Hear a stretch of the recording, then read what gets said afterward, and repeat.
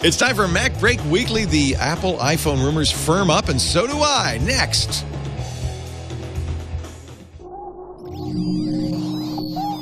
Netcasts you love. From people you trust. This is TWiT. Bandwidth for MacBreak Weekly is provided by Cachefly at CACHEFLY.com. This is MacBreak Weekly, episode 300, recorded May 22nd, 2012. Slavish Adoration. MacBreak Weekly is brought to you by GoToMeeting with HD faces from Citrix. GoToMeeting takes a webcam and a click to turn your online meeting into a high-definition video conference. Meet with clients and colleagues anywhere in the world, even from an iPad. Try it free for 30 days. Visit GoToMeeting.com, click the Try It Free button, and use the offer code MacBreak. And by Ford, giving customers the power of choice with a full line of electric and hybrid electric vehicles. Learn more about Ford electric vehicle technologies at Ford.com/technology. And by Gazelle, the easy way to sell your iPhone, iPad, iPod, or Android smartphone from your home or office so you can get the latest version. Get a risk-free quote that's good for 30 days at Gazelle.com. And by Hover.com. Hover is domain name registration and management made simple. For 10% off your new domain, go to macbreak.hover.com and use the offer code MacBreak. It's time for MacBreak Weekly, the show that covers the Macintosh and iOS in obsessive detail, starting with Andy Ihnatko, Mr. Obsessive, the man, the myth, the legend from the Chicago Sun-Times and his swans. Hello, Andy. I'm not obsessive. I'm pedantic. There's a difference in all the right now. You know, I never knew the difference. I'm sure Andy will explain it in great detail to us in moments. Thank you for being here. Great to have you, Andy. And whose swans are those in the background? We have to explain for those listening on audio that Andy always has a background of some interest. I was shooting some pictures in Boston's Public Garden. This is one of our two lesbian swans. I don't know if it's Castor or Pollux, but it's definitely one of the match set. It's funny because they always say, "Oh, swans mate for life." What they don't say is they believe in gay marriage. Exactly. Again, we are first state to legalize same-sex marriage. Just merely the last and a ongoing step since we founded our little Puritan fishing colony 328 years ago. But here's an interesting fact: good place for swans, good place for industry. The Queen still owns every swan. It's by fiat. Yeah, but she owes us a lot for that feed, and also the litigation damage waiver that we have to have for Public Garden, because swans are jerks. I mean, they're beautiful, but they know they're beautiful and they're jerks. Yeah, they're like most supermodels. They don't have the best personal skills. Good to have you now from London joining us, Mr. Alex Lindsay of thepixelcore.com. Alex is on a mission, a secret mission. It looks like he's in the Mission Impossible headquarters, or the Man from U.N.C.L.E. I'm not sure which. I'm in the Excel Convention Center. So it's the big convention center in the Docklands, which is kind of on the east side of London. And amazingly, and as is often the case, we get the best feeds from England. And you look fantastic. The quality's crisp. So the thing is, we were streaming, and they still had a connection here. So I was like, "Can I borrow?" Oh, you're borrowing the big pipe. Yeah, so I got this is the streaming pipe, so it's like 50 megabits a second. So it's good. In case your hands all you want. In case anybody wants to know how good Skype can look, if you throw a lot of equipment at it and bandwidth at it, this is pretty damn good. I just wish that I had my nice camera with a little IOXT and plug it all in. It would just be perfect. So what do you use? Are you just using your laptop camera? This is the C910. We like that. I think that's a pretty good camera. It's the best webcam we've tested so far. Yeah. The C920 is not good. And Alex is also the C910 is great. Is also using a Countryman mic. And an IFB. I mean, this is like serious. This is like serious. This is like Dan Rather reporting from the... I mean, it's impressive, I have to say. And you're dressed... Why, thank you, Leo. Yeah, no, it's great. I mean, the quality is amazing. And there's no latency. There's zero latency. Right, yeah, it's everyone needs to have a 50 megabit pipe. I actually would vote for a politician who said that 50 meg pipe for everyone. I mean, forget the... Forget chicken in every pot. Forget the donkey and the 10 acres. Forget the chicken in every pot. We want 50 megabits for every person. Then they can have great Skype calls. It is spectacular. And we want to welcome back somebody we haven't had on the show in ages and ages and ages, and it's my fault, and I apologize. John Moltz is with us. Hey, John. Hello. I'm from the other end of the spectrum, the technology that you use to call your grandmother. That's me. Yeah. I mean, look, he's in Tacoma. Eyesight camera. He's just up the road a bit. And and compare this to London. It's kind of amazing. So you still do the Crazy Apple Rumors site? On occasion, when the whim takes me, yes. And you have a new site, it's a very nice website. Thank you. In fact, it's called. That's why I named it Very Nice Website. It's a very nice. So that people would say, it's a very nice website. And what is the deal with it? It's a very nice. Thank you. We just blew it up. What is the deal with the Very Nice Website? It's a work in progress. I couldn't tell you, frankly. I don't know. I follow what I'm interested in, and mostly what I'm interested in is Apple stuff. Well, and I'm going to start stealing all your. I'm trying to make it a little bit humorous, and not try and take myself too seriously. Yeah, in his day job, of which we shall not speak, John is one of the funniest guys in the business. So there you go. There you go. And finally, by the way, the Canadian Country Cowboy magazine is on iPad, and you wouldn't know that if you hadn't read John's site. And actually, the reason I found out about John is because John Gruber has moved his radio show, The Talk Show, to Mule Radio by Mule Design. They've got a great app, and you were his first guest, his premier guest. And I thought, that's right. Damn, I forgot about John Moltz. Whatever happened to him? Very nice of him to have me. No, it's great to have you. This is what happens when somebody works pseudonymously. One forgets the real person behind the mask. So we're glad to get you back. Thanks. Top story this week, and it has been for a couple of weeks, the new Apple MacBooks. And this is all rumor, but, absolutely, I think accurate only because this Ivy Bridge Part 4 notebooks is coming out next month from Intel. It has some real advantages. We talked about last week, the fact that it has USB 3 kind of built into the system on a chip. It has a much faster GPU, which will allow, we believe, and so do the rumor mongers, Apple to put Retina displays in their MacBooks. So the consensus seems to be we expect, maybe at WWDC, although they don't do that anymore. We do expect Apple to announce new MacBooks soon. But here's an interesting point from Josh Lowenson and Brooke Crothers writing at CNET. Retina MacBook screens are already in the channel. They say it'll cost about $100 more. Now, this is something we've heard before based on the fact that this display costs more. NPD display search analyst Richard Shim says that there are existing panels out there. You can get them, 15.4 inches and 13.3 inches, that are effectively Retina displays. What do you hear, John? Anything about this? I don't. Actually, this was the first that I had seen about this when I was looking through the show notes for this. Surprise. Yeah, I mean, everybody had sort of talked about this kind of thing coming, but I hadn't seen anybody really come out and say that it was going to happen. But, Shim is saying I wouldn't take the $100 thing necessarily literally. Who knows? I mean, yeah, exactly. And it seems like Apple is able to negotiate better prices than anybody else. So, that it's not as if it's going to come out and it's going to be, you're suddenly going to have to pay $100 more for a Retina display. The specs that Shim is quoting, 2880 by 1800 on the 15.4 inch. That's 220 pixels per inch, doubling the current 15-inch MacBook Pro. The 13.3 inch is the one I'm kind of intrigued by because I carry a 13 most of the time.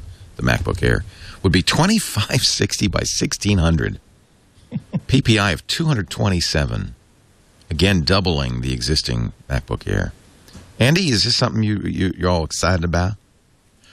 Not really. I think it makes a lot of sense for the 11-inch MacBook Air because it's the one machine that Apple makes. I think that you have to say that it's a little bit of a substandard user experience. And it's 1280 right now. 1280 by 800, which and that's like it's great for the kids. They're those skateboarding, Mountain Dew slamming, YouTube video watching kids. But if you're above the age of like 25, 26, you're like, okay, I can just hold this up a little bit closer. picture and I could see the menu bar.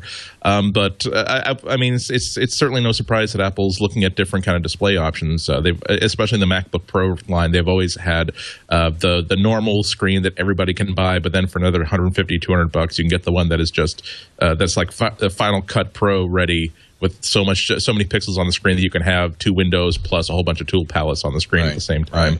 Right. So the question is whether they're going to go all in and call this a Retina display, or whether they're simply going to say this is good.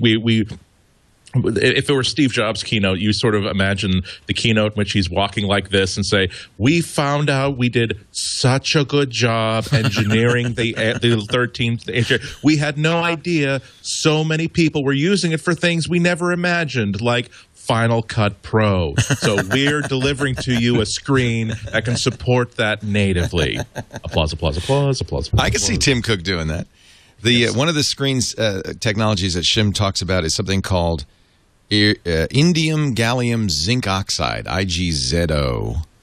Uses smaller transistors and circuit elements, which allows more light through, which means thinner, more power-efficient displays, which is something you would need if you're going to put more pixels.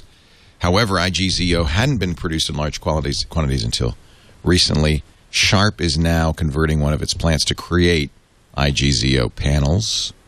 So we don't know if that's what they'll use, but other companies like Samsung and LG also offer very high-res displays. Do you think, Alex, they'll charge... do you think... Here's what I would guess Apple would do, because they do it currently. You can buy for a little bit more. You can buy a higher-res display on your current MacBook Pro, right? I think that all the different sizes are all pretty much have the same resolutions now. I don't think that they change the resolution. So your 17-inch has a certain resolution. Can't you? I thought you could do a BTO. You can't. Right, exactly. As a matter of fact, when I bought my MacBook Pro just last year, the agonizing step at the Apple Store was, oh, wait a minute, but those numbers are higher than the numbers of the ones I was going to get, and it's only $130 more. So, you always get the higher resolution display at the same. Here's the deal. Is that for the 15-inch? Andy? Yeah, the 15-inch MacBook Pro comes with a 1440 by 900 display, but you can also choose a high resolution. It's not much higher resolution. 1680 by 1050. 36. I think I probably just kind of forgot it because unless it's 1920 by 10 by 1200, I wasn't interested. And that adds $100, and I think that's where that $100 number comes from. That adds $100 to the price. I see. Right? I bet you that's where that number comes from. And then if you want an anti-glare, they're going to charge you more for anti-glare because they know they can. Plus the rust proofing. You're one of those people. If you charge if you want anti-glare, you're really picky and you have to have it. Like that's the right. So it's worth $50. That's a little. For me, come on, it can't cost them $50 because what are they just putting? No. I think it's just out of spite. They used to really it's like they really thought to be that free. You should have. Yeah, right. You should have gotten the glass one, and if you didn't, and you still want the stupid anti-glare, well then screw you. $50. It would be my guess that in fact the glass one costs Apple more. But they're still going to charge you more for the anti-glare because they can. Well, just to try to, like really, and like it's like the black one. Remember the black one used to cost more than the white one? Yeah. Oh yeah. Yeah. I think it was literally they were just trying to do a little social shaping, and they don't really want that. And but I paid and as many did $100 more for the paint, and I still see people with black MacBooks. And I think, the black MacBook was way cooler than the white MacBook. It's cooler. Yeah. Come on now. It's cooler. Yeah. Yeah. And somebody's pointing out, Vic G in the chat room, hey, eyeglasses cost $100 more to coat anti-glare. But I think that's a different coat. That's an actual coating they're applying to the glasses. I don't know if I think the anti-glare screen is just instead of glass, they put a different plastic. Yeah, it's an old. That's what I have on my 17. It's what everything was until they figured out how to do glass. Right, and then they glossed us to death. And I think the glass must cost more, but I don't know. I'm just speculating. So we talked about this last week. I don't think we need to belabor it. I just think that it's happening, and there's more and more evidence that it's happening. And the question is, when not? Do you think WWDC, John? I mean, that's next month. Yeah. Well, they're kind of overdue, right, for updates. So yeah, and I'm just thinking sometime soon. The new Apple way of doing things is not to do this. At WWDC, they'll do iOS 6, right? Yeah, right. And then they'll have a separate announcement at One Infinite Loop or somewhere. Yeah, maybe the hardware will be different, a different announcement. I bet because it will. they also got to cover Mountain Lion too. So yeah, it's gonna be software at WWDC because it's for developers. By the way, we will be doing a special edition of MacBreak Weekly on June 11th in 2 weeks. For that, we'll do it on Monday so that we can cover the keynote, even though they won't be streaming it, no doubt. And who even knows who's talking? Is it Tim or is it Schiller? Who or is it probably Scott? Probably Scott more than anybody. Yeah, I right? think it would be all of them again, right? Yeah, Scott Forstall. That seems to be their current format. I mean, Tim will get up and say a few things, and then Schiller will probably do most of it. Right, because he's the marketing guy. But Scott Forstall's the iOS guy, so he'll do the iOS stuff. And then there'll be a 3D hologram. If we saw hardware at WWDC, because I just think Apple's really trying to put that in the back alley. I agree. And then maybe this guy will be speaking because I just like how he looks. Who is that? Anybody know? Chat room? Who is that? It looks like Lyle Lovett with the hair and the eyebrows. Look at the eyebrows. Actually, looks like Eugene Levy is one of the Schmingy brothers on SCTV. He's the vice president of the OS X team, Ted Danson. No. Henry Winkler. and because we're all such handsome sons of guns. Believe me, this guy's a good-looking guy. I'm not saying he's not. He is again. He has crisp green, enviable hair. That's very good. And we loved him in Quantum Leap. He was so good. He was so good.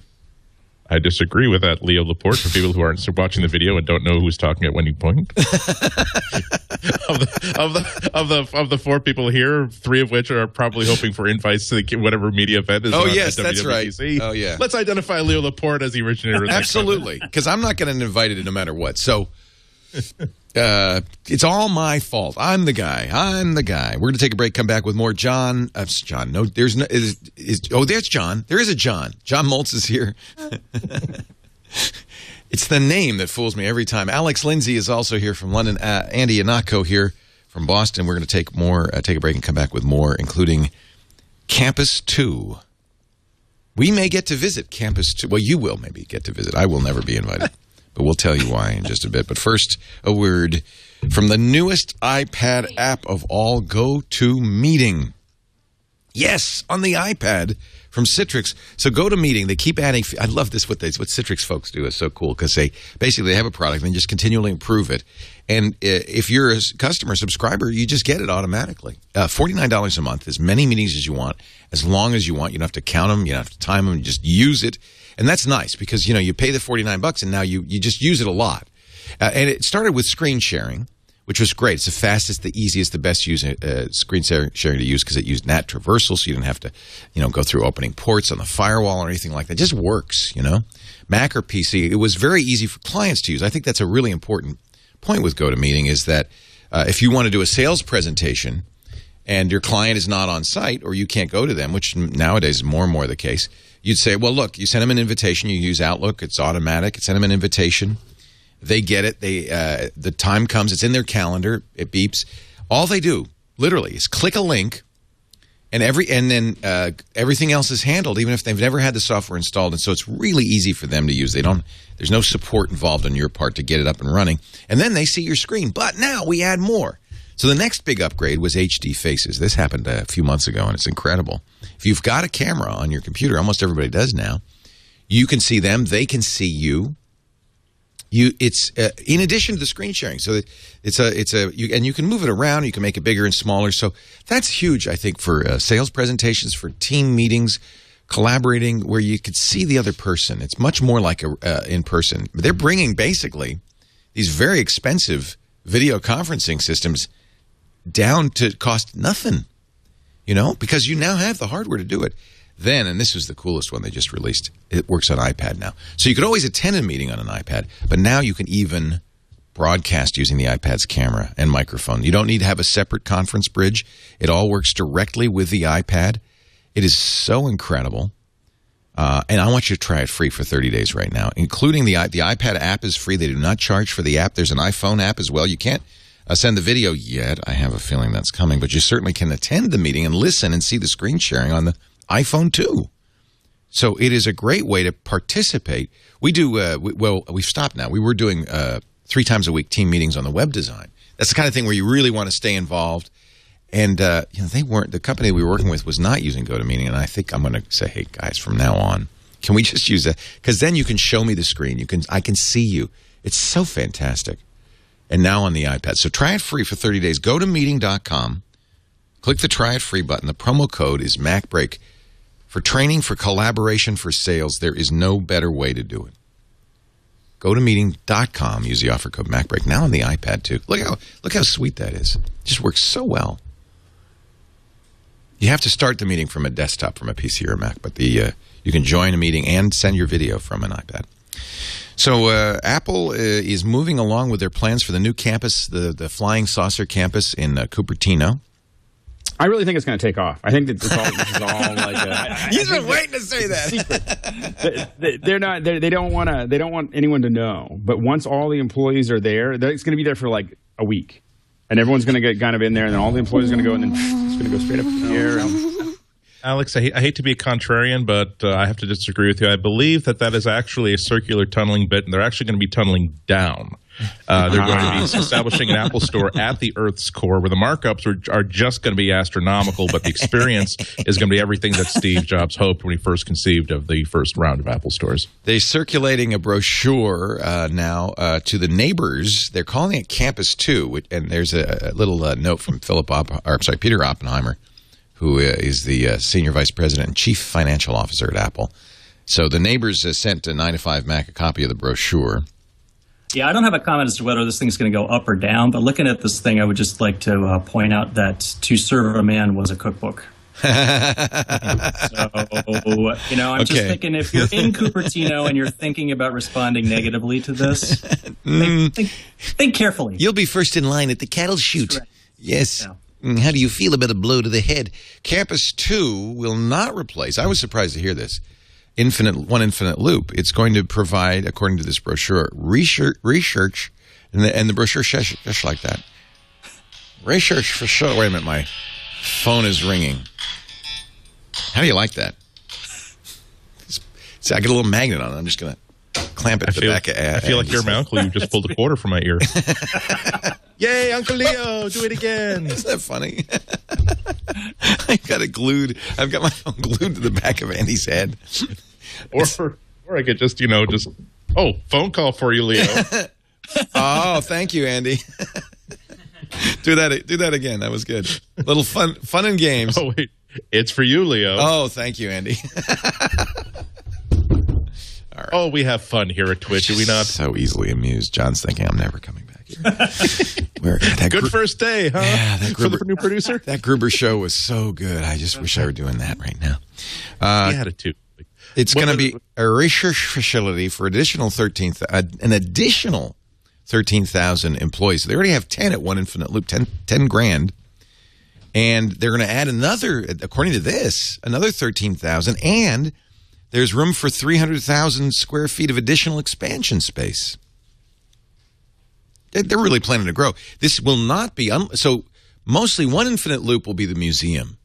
Because this will not be open to the public. You can't just walk in and say, I'm here, where's the store? The store will stay at One Infinite Loop. There will be no, Museum of Apple lore. There'll be nothing. But the good news, they're going to put in a, quote, world-class auditorium in the southern tip of the new campus for product launches. How much money you want to bet that will have at least the capacity of the Yerba Buena Center? Yeah. So that they don't have to tip their hats anywhere. Exactly. They also have to make sure they have complete control over the facility. Exactly. It will be. So that's big, by the way. That's what, 5,000 seats or something? That's pretty huge, the Yerba Buena. Something like that. Yeah. What I was most curious about, dating back to the first presentation to the town council, was it seemed as though the plan that I saw back then, they were putting all the mechanical services and all the mechanical buildings on the highway side. And so I was curious to see if, as part of the aesthetic of the design of the campus itself, if they were giving a thought to, let's make sure that all the people in this community who have to drive past the campus, let's make sure they're not just going to see these boring, like, cinder block, blockhouse sort of buildings with ventilation ducts on top of them. Is there going to be something interesting on that approach for people to at least not be not think that they're in a Terry Gilliam movie when they pass by? All right. I think they should all look like big Apple cubes. Just these big glass ones, and then a little metal in the inside. I'm sure they'll look nice. I'm sure and they're going to put a ton of trees back on the property. You know, that whole area used to be orchards until, not so long ago, 30 years ago, or 40 years ago. And then, of course, Silicon Valley sprung up all over there. But and Silicon Valley's ugly anyway. It's all what they call tilt-ups. They just tilt up walls, and they put a lid on it, and that becomes the building. And that's everywhere in Silicon Valley. Even some of the Google buildings still look like that.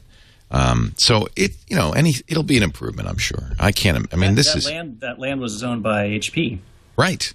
And then Apple bought it all up. Yeah, that's who they bought it from. They say Apple is going to break ground as soon as the Cupertino City Council approves the changes sometime later this year, with plans to start occupying the space in 2015. And part of this brochure is because they're worried that the neighbors are worried about traffic flow. I was about to say that. I think you had 13,000 people. That's a lot of people at 9 o'clock in the morning. Well, remember, I think that they said that the garage is underground, right? That everybody's going to park underground. They still have to get there. I mean, it's right. That's the big thing is just that 13,000 more people. That's a lot of cars that need to get in there. Sometime between 8 o'clock in the morning and 10 o'clock. There is stuff there now, though. I mean, I don't know. Maybe there's nobody in it right now, but there are buildings there right now. So somebody's going in there. There it is. Yeah. It's probably not 13,000 people. I think the other thing, I don't think it's in the brochure, but I believe they've announced that they're going to create a new Apple time zone that will be shifted 7 hours from the Cupertino time zone so that the workers will arrive at a time that no one else is around. And I think that's a smart idea. So it'll be Pacific Apple time or PAT from now on, just so you know. That is a new thing because now that everyone's got the phone, you could just very quickly and easily just change the time. Tame the time. And have everybody just be on Apple time. It's kind of sad because all of us who live in California or on the West Coast too, it's probably you too, John. The iPhone says we're in Cupertino. Right.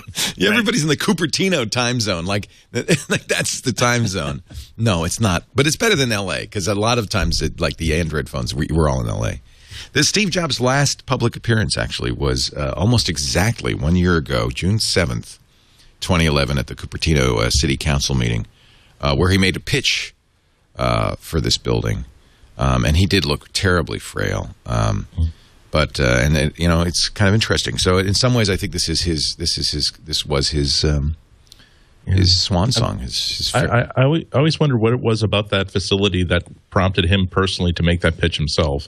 Given that it's unlikely that if the town is already a factory town that's reliant on the contributions that you make to the finances, and you say we've got a plan that we think is kind of self-evident, that's beautiful, will bring more jobs and more money into the community.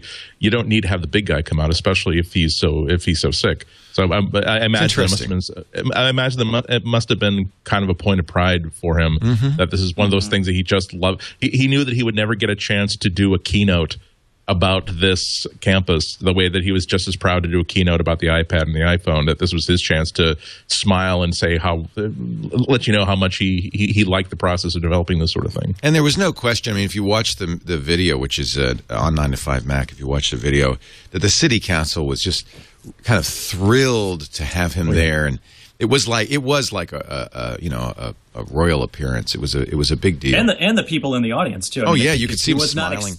He wasn't really expected to be there. So there's this little kid. If there's a little kid, he keeps peering out from behind Steve on the video, who's just so excited. I'm part of history. He'll look back on this 20 years from now and say, "Look, I was there. Yep. I remember." Steve showed up. How would you like to be the next person scheduled? Like, yes, there's my house now has one garage. I'd like to expand that for 2 garages. So I'm seeking a construction permit. As I didn't draw anything, but it's going to be a beautiful second garage. I'm going to have an automated door that opens and closes it, and I might even add some shrubs. I could make it round. I don't think Cupertino wants me to leave. I think I bring a lot of jobs to this area. So yeah. Right. Yeah, I mean, and no one knew this was his last public appearance, so it achieves a lot of poignancy after the fact because this was, I think, the day or two after WWDC, and he got sicker and sicker after this and never did, in fact, make another public appearance. So this is kind of a historic moment, and I agree with you, Andy. This is more than just a building for Steve. This was something important for him, and it's perfectly round. And it's interesting that they're doing this brochure. I mean, I don't know if there's a lot of pushback from the neighborhood. I don't even know if there is a neighborhood around there. I mean, it really is pretty much industrial parks around there. But they clearly want to make the neighborhood happy and make Cupertino happy about this building. And they should be. Cupertino, whoever knew the word Cupertino until now, you know? One quarter of that, I find it very interesting that how communities get into this thing, like they want to deal with these companies that are doing this, and you're just like, you know, they're bringing 13,000 jobs, a lot more taxes, a lot more, you know, a lot of other things, and it's always an interesting process. I mean, this is the most highly valued by market cap company in the world who wants to expand into your community. Yeah. and they're doing it in an environmentally sensitive way as best you can to do that kind of thing. And they're going to bring a lot of high margin individuals from a tax perspective. I do find it funny when you have the city council pushing back on them. They wanted free Wi-Fi. Yeah, they didn't push too hard. John, I'm sorry. What were you saying? Oh, it's just that part of that, a lot adjacent to that is apartment buildings. So it's actually kind of close, at least to where some people are living there. Yeah, okay. I had not watched that video until this morning. I think when it came out was last summer. Yeah. I didn't want to watch it because a bunch of people had said, he doesn't look very good. Sick. And so I decided not to, and then watched it this morning for the first time. And it's kind of like... He didn't look too well, but he was talking very personally from about how important it was him to buy HP land because that was one of the first places he worked and that kind of thing. And so I think it was kind of nice. I think now that we've got a little distance from it, you're right. At the time, it was like, oh, but now that we got a little distance from it, it's like watching your late grandpa, and going back in time a little bit, and saying, boy, I remember. Right. And, at this point, we kind of treasure anything we've got from Steve. And, of course, the glow now, as is getting – the halo will continue to grow as we get farther and farther from his life. Go ahead, Alex. And I think that you really get clear when you watch that video a couple of times, you see how much pain he's in, and you get really clear how important it was to build this building. Yes. Because this is his last public appearance. He's obviously not well. He probably knows at this point things aren't going to turn out well, and he's still going to show up for a city council meeting to make sure that it's clear that this is very, very important to Apple to have this. And I think that, that says a lot about how important it was to him. It's interesting because Apple also has applied to the Planning Commission for a new off-campus gym and cafeteria because the current cafeteria at the Apple campus is open to the public, and they don't want people to overhear their conversations. Apple director the cafeteria is not open to the public. That's what it says. Have you been there? No. Well, it's through the current cafeteria. It's inside the building. Is inside. It's inside the hallowed ground. I mean, you have to go through like 2 walls of glass. I think you have to be invited in. But right. Yeah. Maybe they're having something where you can't even be invited. You have to be. Okay. Here's the deal. I'm sorry. The new building will not be open to visitors signed in by Apple employees. There you go. So so they could sign us in and we could listen. And this way, you can't even bring a friend. You work for Apple or you don't eat here. And this is what the director of real estate facilities, Dan Weisenhunt, said. He said, we'd like to provide a level of security so that people and employees can feel comfortable talking about their business, their research, and whatever project they're engineering without fear of competition sort of overhearing their conversations. That's a real issue today in Cupertino because we've got other companies here in our same business. I don't know what that means. If it'll have a bar so they can leave their iPhones there instead of leaving them in bars. Go ahead, have a drink. Yeah, right. Your iPhone's safe here. Wow, that's a good idea. But that just shows you how serious they are. I don't know.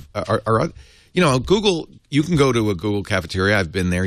Most other companies' employees can sign you into the cafeteria, and I presume the Google ones are awesome. One of the things they're saying is that we have vendors and suppliers. Samsung probably from time to time is here. They eat lunch in our cafeteria. We don't want them hearing what our super secret plans are for the iPhone 7. So that makes sense. Makes sense. We're going to take a break. John Moltz is here. His new website is a very lovely, very nice website. I have to say it right. A very nice website.com, right? Very, very nice website.net. .net. Either one works. You got both. I got them both. Spend the money. Part of my empire. Yeah, I'm just throwing Benjamins around. It's brand new, right? I mean, when did you launch this? A month and a half ago, maybe. Okay, cool. Yeah, not that long ago. Must read. You have an RSS feed, right? I do. Yeah, a Twitter. You gotta have an RSS feed. It even has a Twitter feed. Very nice. At very nice website. So that means you can be on. Nobody. You only have 136 followers. We got to fix that. Maybe it's the black triangle. It's the black triangle's got to go.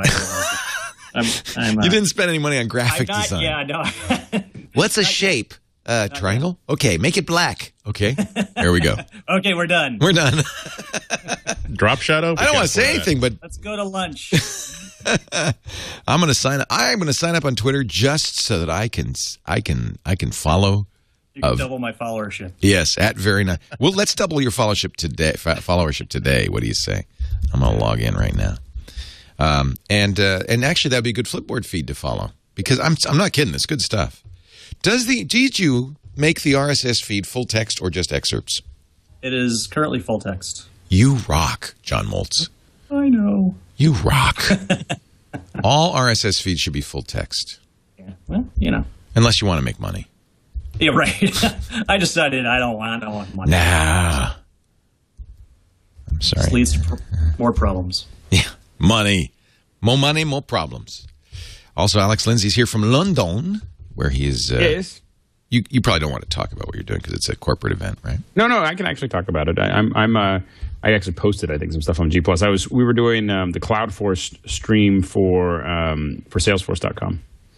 So we do most of their live streaming, and so we had a crew of about 6 or 7 people that melded into the crew of 30 or 40 that were already here. Cool. A couple thousand people, and then lots of people online. And of course, Ihnatko from the Chicago Sun-Times. Great review on iPhoto a couple of weeks ago. Completely agree with you. This is iPhoto for the iPad and iPhone, I guess, too. That it initially is very kind of obtuse and hard to figure out, but once you figure it out, it's like, wow, I've got this on my iPad. I can't believe it. I mean, there are times when I envy those people who just like are the rumor sites and the news sites, and they're just like the first person to break a story. But I really like having a week and a half to really feel as though I can. Not only do I feel like I've got the entire thing, but also I feel as though now I can be arrogant about it. Well, no, you're wrong. iPhoto is a great app. It's what I can prove it. What Stephen Levy calls slow news. You take your time, slow cooking. The slow boring of hard boys. Accent on the boring. Slow boring of high-heeled girls. This is MacBreak Weekly. More to come in just a bit, but first, a word from Ford, our great friends at Ford. Ford.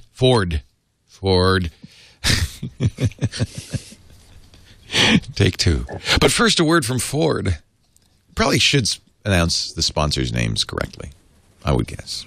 It just seems a minor, kind of courtesy. And Ford, actually, you could say Ford because I think everybody know what Ford is. Because Ford is like the blue oval is what I'm talking about. That's Henry Ford's handwriting, I'm told. They haven't updated the logo because it's like classic.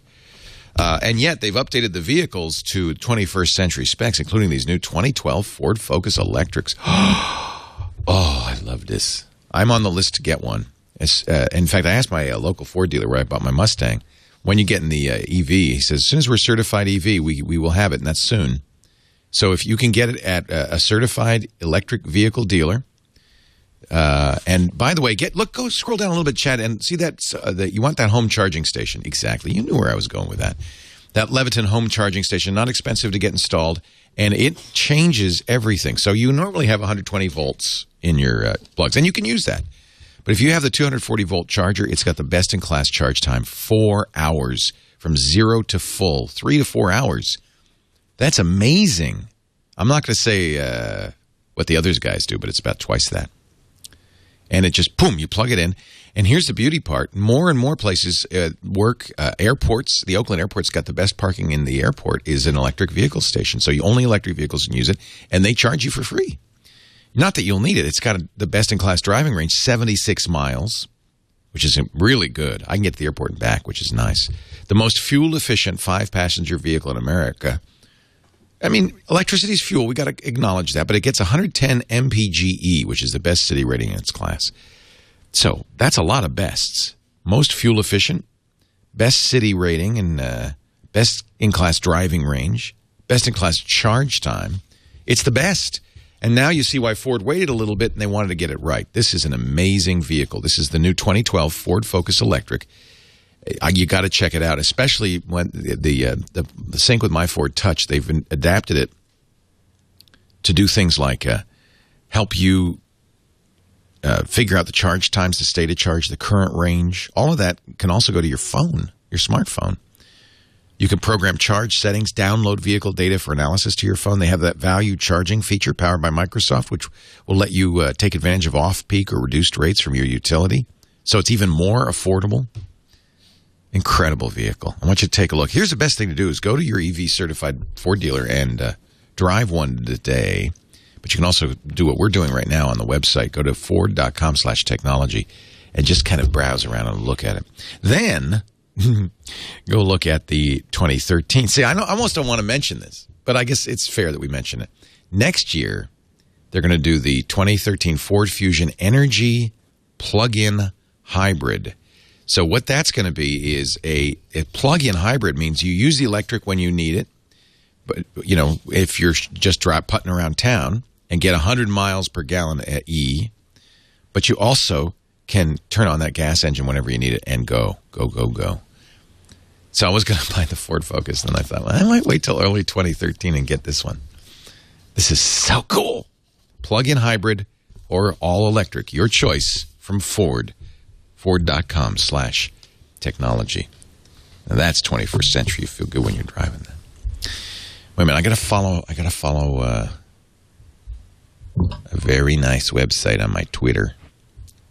This could be another generational thing. 120 miles before charging up again. Yeah, amazing, huh? People are going to look back at our 30 miles, just sort of wonder how we managed. Yeah. Samsung accuses Apple experts of slavish adoration and blames a cult-like following. This is from very nice website.com.net. Yeah, it turns out that you get a cult-like following when you actually produce really great products. Yeah, exactly. Can you go figure? How does that happen? Slavish. It's crazy. But remember, Apple accused IBM users of being slaves in 1984. Remember? We were just consuming the IBM Kool-Aid, and now the worm is turned. Yeah, but you saw those computers in 1984. They were crap. They were crap. They were horrible. There was a good reason for that. Here's the introductory paragraph of Samsung's Motion. They're motions galore. They're looking for a summary judgment so that they can just not go to trial, of course. Apple's damages expert, Terry L. Musica, writes in his report that, quote, Apple has built a considerable and at times cult-like following to all things Apple, end quote. That cult-like following apparently includes several experts who are appearing on Apple's behalf in this case. They're cult members! That may explain why they've cast aside... Oh, wow. They have cast aside established scientific methods and governing legal principles in favor of slavish adoration of their client and platitudes about its alleged... Really going fire and brimstone. No kidding. Can I just offer just one small comment that I'll just simply say, and just that's all I need to say. I know that calling Apple users a cult is overblown and overplayed. However, quick poll of this panel: if Tim Cook or somebody high up at Apple were to say offhandedly as a joke that the best way to get a new iPhone quickly is to wear your underpants on the outside for 3 weeks to enhance cell reception, how many people will we see me walking around with underpants on the outside? Hey, I'd make out with Tim Cook if he asked me. I mean, of course I'm a slavish adoration. I shouldn't have said that. Fortunately, I already wear my underpants on the outside, so... It's the only way that people can see that they're clean. Just in case. And remember, Leander Connie actually has a website called The Cult of Mac. So it isn't. You're right. It's not that. Now they're one of the Apple experts they really don't like is a guy named Henry Urbach, who, according to Samsung, is unquestionably a loyal devotee of Apple, its designers, its products, and its retail stores, and explains Apple's cultural significance. And this is all from FossPatents.com in flowery terms. Before being retained by Apple in this manner, Mr. Urbach wrote an essay on the design of Apple's retail stores called Garden of Earthly Delights.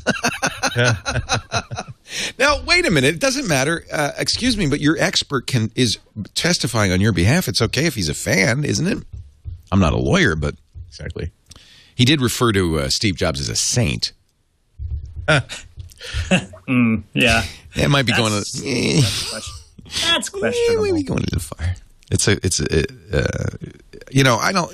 Well, I don't know. If you read the book, The History of the Catholic Saints, a lot of them were into some pretty freaky stuff in the 1300s, 1400s. It's true. He's not. I'm not saying he's the most likely candidate. I'm just saying he's not the least likely candidate. Yeah. Let's just leave it at that. Yeah. It's so hard to follow all this. We have a great show. Foss Patents, by the way, is a good blog. Terrific. I really like what he does. I think he really is covering this in a way that we can't because, frankly, you have to be a lawyer, and he is. But we also have a legal show that's very good on these subjects, and I highly recommend you watch This Week in Law with Denise Howell. It's every Monday. And I think Florian has probably been on the show. Florian Muller, the guy who writes Foss Patents, has probably been on the show. But she has really good people, including David Boies, who is often arguing in cases like this. And so it's a really great way to follow what's going on in a way that we can't do because I don't understand it, and B, it's not that interesting to me. It's because it's wrangling. And so we can't, we give it more weight than it deserves in all of this. Tim Cook did meet with Samsung, however, which is interesting. He met with the CEO of Samsung on Sunday, or no, Monday, yesterday. Mm-hmm. The chief at Samsung came to California. It's a short article on Apple Insider. Oh, wait, there it is. So I don't know why I'm not getting any text. Full feed. Yeah, I need the full feed. Visible article. So I guess these are settlement talks. They're meeting in San Francisco. So I guess this is pretty serious, although the federal judge mandated the mediation. No, I think whether Apple wants to settle or not, I do think that Tim Cook is probably a lot more pragmatic than Steve Jobs was. I think he's more likely to settle. That's what all the people are saying, right?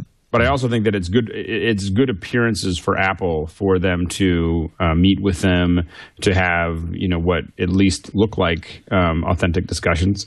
From Apple's point of view, I mean, if you don't do any of that, it's going to damage your position in court because you just seem obstinate. So Reuters quotes a unnamed Samsung executive who said that there's still a big gap with Apple, but there are a number of potential negotiating options, including perhaps cross-licensing, because both are suing each other for patent violations. Samsung in response to Apple's suits. Apple has not yet lost in any of its, if I'm not mistaken, in any of its suits, whereas Samsung has seen a number of injunctions filed against it, both in Australia, Germany, and I think here as well. No, it was HTC who lost here, wasn't it? Mm-hmm. So, maybe Apple doesn't have a whole lot of incentive. Maybe Samsung will do something. They're kind of required to do this anyway, this mediation. I presume it's also going on today. The trial goes to trial in San Jose in July. But it's always, no matter how there's a transition from one CEO to the other, it's always interesting to see what happens with all the lawsuits that were initiated under the previous regime. When Steve Jobs came back to Apple, one of the first things he did was started to settle a lot of lawsuits that have been in play for 3 or 4 or 5 years. That's because true. That's right. a new CEO forgets about the passion and the outrage that incited the lawsuit. When the new CEO comes on board, they really just look at, okay, what is the problem here and how can we solve this problem? We don't want to. We're in the business of making hardware and software. We're not in the business of ongoing litigation. I mean, it's a little bit different because Tim Cook was essentially co-CEO for was as close to the top of the loop as possible for human to be without being a conjoined twin for the last 3 or 4 years. But I do think that Apple's removed that element of outrage that, oh, you've stolen our iPhone product, you do not get to steal from us and live, and so therefore we must crush you as beneath the fist of an angry god, the bones of an unworthy supplicant.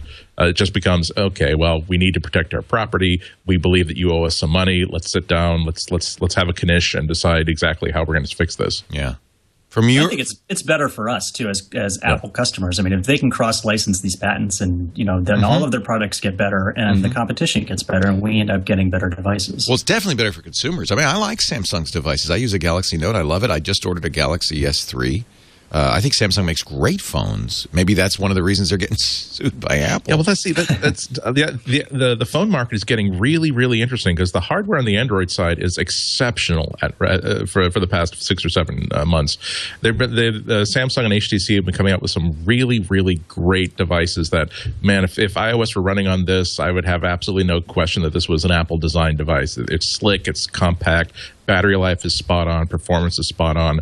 And now even the Android operating system on phones isn't up there with iOS yet, but it is close enough that for people who, I've said before, I'm the sort of guy who, when I shop for a new car, I'm really looking for a boring fleet vehicle. I'm not really a car guy. For people who are just like that, when they go to the Verizon store or the AT&T store, they're not necessarily looking for the hottest, the most coherent, the most cohesive solution that integrates all of your media and all of your personal and business life. They're just looking for a good phone that'll keep them in touch with people, let them text, let them post to Facebook, and not very much more than that. So I think that's where we're going to see a lot more Apple doing a lot more things that are, I wouldn't say atypical Apple, but we wouldn't have all these rumors about Apple going to a 4-inch screen if not for the fact that Android is having such a great success in selling screens that are 4 inches and higher. It's that competitive. I think I was actually thinking about this afternoon. I think it's the only product category in which Apple actually sells a device that is price competitive with every other device that's in competition. And how desperate does Apple have to be to sell something for the same retail price as the competitors? You read that Wired article about Rockstar, right? That's a very interesting article. I highly recommend it if you haven't. It's from the Wired Enterprise blog. How Apple and Microsoft armed 4,000 patent warheads. They've got a secret lab in Ottawa where they reverse engineer products and look for patent infringement. And it's funded primarily by Microsoft and Apple. It's called Rockstar, or the Rockstar Consortium now. And it's because Apple, Microsoft, and some others bought those Nortel patents. That's what they're working on right now. It's very interesting. Rockstar owns the Nortel patents, technically. That's what often happens. You have a kind of a third party that works on your behalf, because it's unseemly to sue about this stuff. Very interesting article.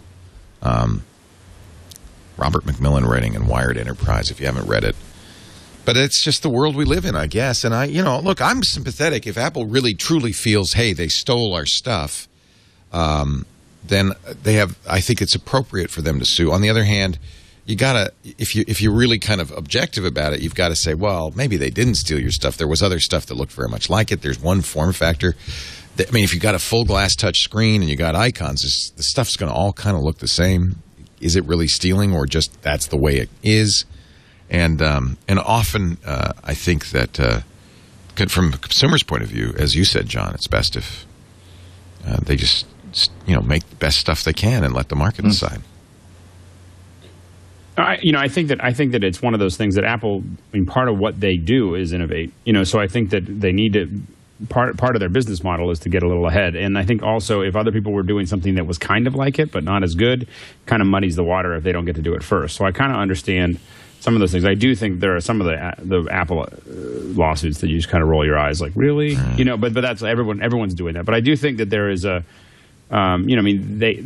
you don't do a patent if you're not going to defend it, because if you don't defend it, that's the point of patenting it. Yeah, you're right.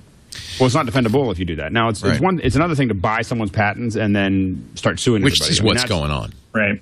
Yeah. And I think Apple, Microsoft, they're at the top of the heap and they plan to stay there. And, I think that they're doing most of what they can to do that. We're going to take a break. We come back, we will talk about the iPhone 5, which some say is, according to Mac Rumors, Steve Jobs' last big project. He worked closely on the next generation iPhone, according to Bloomberg, actually. We'll talk about that in just a bit, but first a word about, as you get ready for the next generation iPhone, what to do with the old stuff, the stuff you don't want anymore. Well, there's one place to go. The easy way to sell your iPhone, your iPad, your Android, your iPod. is Gazelle.com. When you want the new stuff, you got to, well, the wise thing to do would be to sell the old stuff, but it's a pain, right? So most of us just throw it in a drawer or a closet. How many of you, show of hands, have a bunch of crap in your closet, in your drawer? That's, yeah, we all do. This is a way to turn it into cold, hard cash for your next great thing. Now, Gazelle is simplified, and I think this is actually great for us because it makes it much easier. They're focusing on Apple products, BlackBerry products, Nokia products, and a few of the big manufacturers on Android, HTC, Motorola, Samsung, and LG. So it makes it very simple. You go there and you select your product. I have an Apple iPhone. Then you press the button, get an offer, and then they show you the models, and they'll give you a price right away. Let's see, 64 gig, $345 in good condition.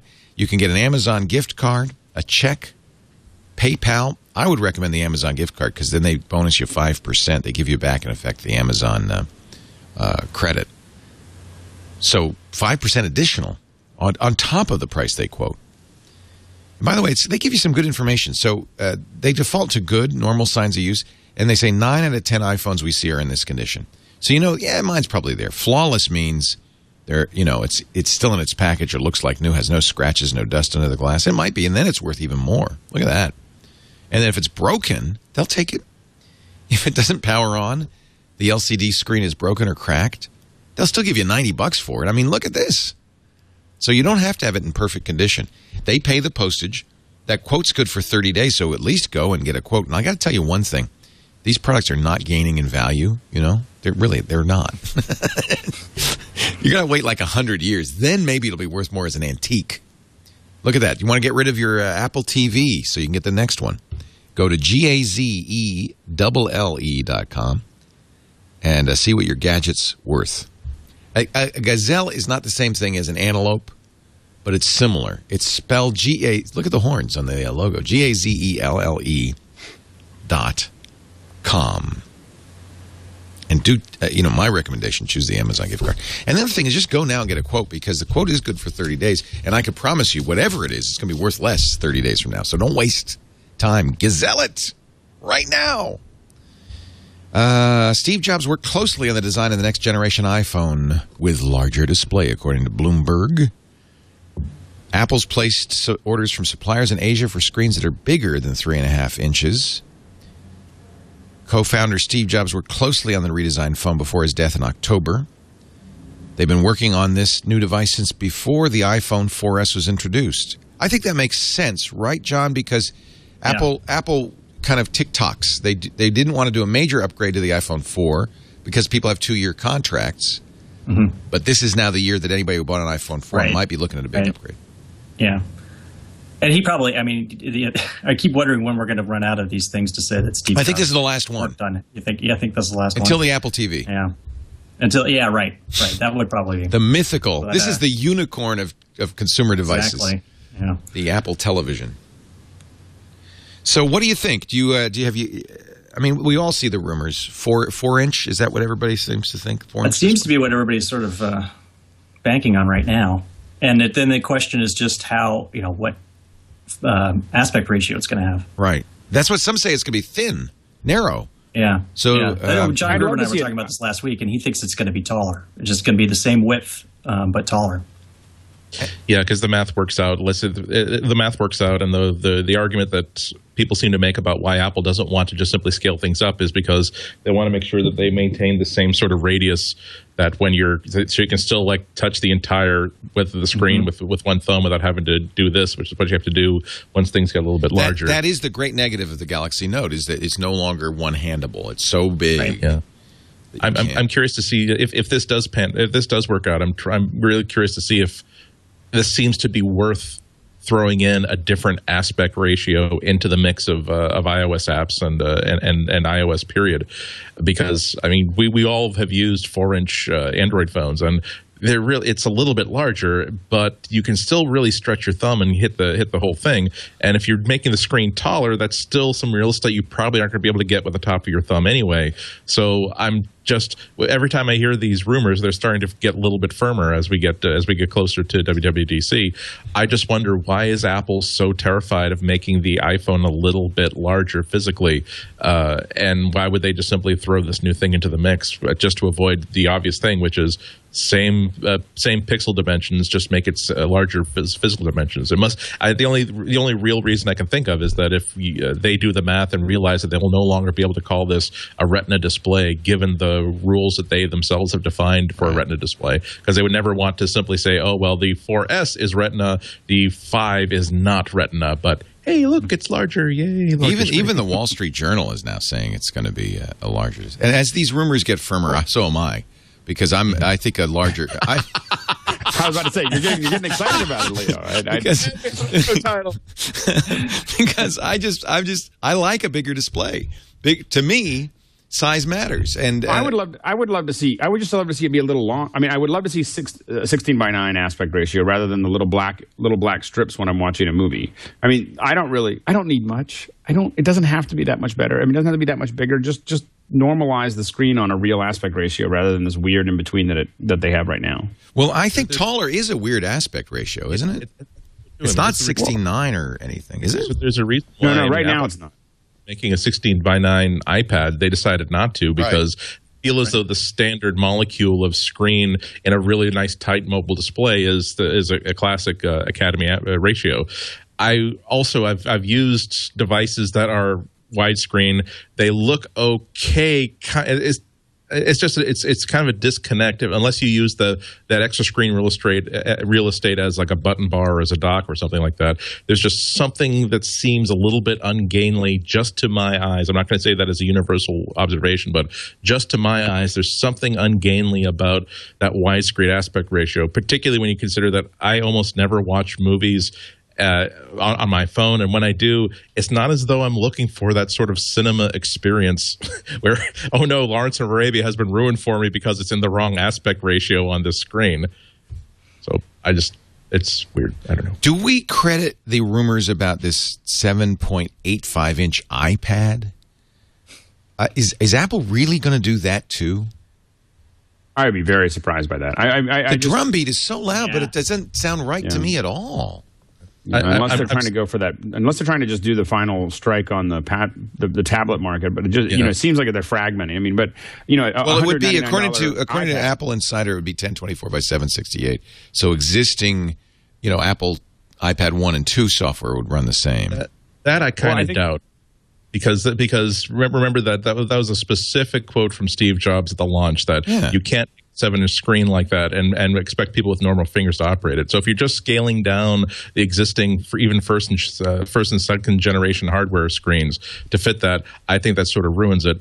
I have no doubt that they have that plan in place for some way to do a $250 or $100 or $299 iPad that is pocketable once they start to see some pressure from that from other manufacturers. So if Google really does follow through on the rumors that there is going to be a $200 full ice cream sandwich Tegra based tablet for $250, and if Amazon follows through with what they've been doing with the Kindle historically, which is make a kind of a clunky first generation device that shows the value of the Amazon store, but keeps refining it year after year. So, I mean, imagine second or third generation Kindle Fire hardware where it's thinner, the battery, the touch interface works much, much better, and it still costs $199 for color tablet. That could be some pressure that would finally be exerted on the tablet market. So I think they're ready for it. I'm not sure if they're ready to do it Apple's ready to do it this year, though. Right, and I think that if Apple, I mean, I know that the Kindle Fire, a lot of people really like their Kindle and everything else, but if Apple put out a 7 whatever screen and it was $199, how much market would there really be left for the Kindle? I mean, but who cares? The Kindle's sales are down according to. But I think Apple. I mean, if the sales are really down, that's one thing. But I think Apple cares because I think Apple doesn't want to give up any part of this market. I mean, this is another. They don't have to worry. They own it. I don't think they are right now. That's the thing. It's that it doesn't seem like they're really hurting for sales. I don't know. I think they have to do a 4-inch iPhone, and I think we would all buy it because we'd be very happy to have a little more real estate. I do not think they have to do a 7-inch iPad, and I don't think they will. I do not credit. At least those not reports. now. Yeah. I mean, it would be interesting if we can take the luxury of extrapolating a little bit and think about we're dealing with 2 rumors in the past 15 minutes. We acknowledge these are just rumors, but let's just speculate a little bit. That if we're saying that Apple is now thinking about doing a 7-inch iPad, they're also thinking about doing an iPhone with a different aspect ratio. Maybe one that would indicate that rumor number 3, that one of the core features of iOS 6 is resolution and screen independence, that there is a system in place so that the operating system can figure out how to make an existing app work on a screen of varying size or varying shape, kind of like how they did screen doubling on, what do they call it, screen doubling, whatever, on the iPad to let existing iPhone apps work, but they would make it work a lot better than simply doubling the amount of pixels. So I don't know if I give credibility to either one of these things, but Apple's always very, very good at finding a way to make something that makes no sense in the abstract work as a practical thing. I can't see it, but we'll find out. I don't believe in the Apple TV. By the way, John, you were right. There is one more product that Steve worked on. According to Mickey Drexler, who's on the Apple board, he's the CEO of J.Crew. Steve's working. This is a direct quote. Steve's dream before he died was to design an iCar. Oh, right. I just want to point out that I said that a long time ago. Look at the car industry. It's a tragedy in America. Who is designing these cars, says Drexler. What would an Apple car look like? We'll never know. Drexler said Jobs never ended up designing the dream vehicle. So I think, I think when people ask like how big Apple can get, I still think, obviously if they get too scattered, they're going to fail. But I think that if they slowly keep on attacking markets, there are so many markets where there is nothing truly distinguishable about the people who are in them, that Apple could you kind of build on this kind of glow effect. I think you're going to hear a lot of these stories because I think Steve in his last days probably said, there's all these markets. But I think Steve, as the CEO, is most famous for saying no to products, and this is clearly a no. Yeah, but I don't. I think it's a no. I think Alex no in the next decade. But I'm just saying that if Apple, let's say, puts out a TV, but the thing is, I'm not saying that it's necessarily a car tomorrow. But what I'm saying is that there are many markets that a lot of people use them. Their base product. Apple could have designed a nice stereo too. In fact, they tried. You could go on and on, but let's be honest. They're a computer company. And John, go ahead. Well, they're a computer consumer electronics company. I'm sorry, you're right. Yeah, they're a consumer electronics company. There's still some places that they could break into. I think. To Alex's what about point. clothing? So, cars. I think not. Steve had a really great fashion sense. But isn't it? But if a car, just not to belabor the point, but if a car is totally battery operated, doesn't that make it a consumer electronic? Oh yeah, I think Ford's really actually moved very much in that direction. That's why they announced the Focus at the CES show, not at the Detroit Auto Show. Can you drive it in your living room? No. Well, a little, if it were little enough. Are you okay with not being able to turn right? Because that's not part of their vision for this first generation product. They're thinking about it for this generation 2. No buttons. There's going to be no steering wheel. There will be no on-off button. And find out that 90% of the users never turn right. We just want the features for 90% of the people for relevance. Simplify. 90% of the pedestrians are worth not running into. The other 10%, hey. John, there begs to be a parody of the Isaacson biography written with Steve Jobs saying something like, I've been trying to design a car without an on-off switch, and I think I've licked it. Yeah. We just let it it's not driving well. It just means you're just steering it. You're steering it wrong. That was my claim to fame is that my only I try not to make predictions because I'm so bad at them, but right before the iPhone came out, and I was just joking, but I said that it'll have one button. You're right. It pretty much had one button. It's a one button. It's a one button world. If you can't do it with one button, you shouldn't do it. You don't want to do it. I wonder how many times, like Steve said, Steve was in his house and just happened to say while there was a visitor there, hey, I want some more carrot juice. Oh, geez, how come the refrigerating section is always on the wrong side of the fridge? That turned into, that Steve Jobs is going to reinvent the fridge. But no, he just decided to put maybe the eggs on the middle shelf the next time he does grocery shopping, maybe. All right, we're going to do a lightning round, and then we're going to get to our picks of the week. iTunes Festival in London moving to September. That's that annual thing that they now stream live on iTunes. The only live streaming thing Apple does. It'll be held at the Roundhouse, 60 acts, 30 nights in September. Usher, Emily Sandé, Jack White of the White Stripes, Nora Jones, and One Direction all been announced. 30 nights of free music. And if you're a resident of UK, Ireland, France, Germany, the Netherlands, you can get into the lottery system to win tickets. But, of course, they'll stream it live through iTunes as they have in the past. And then I imagine this is a moneymaker for Apple. It certainly promotes music, and good for them. iPhone 3GS will continue even after an iPhone 5, perhaps, as a inexpensive contract-free phone, certainly available around the world at a lot less. I think this is a good global phone for them, the 3GS, entry level. And it raises an interesting question, though, as to what happens when iOS 6 comes out. If they will it run? Have to do will it run on that device or not? Yeah. Tim Cook, according to the Wall Street Journal, highest paid CEO in the United States.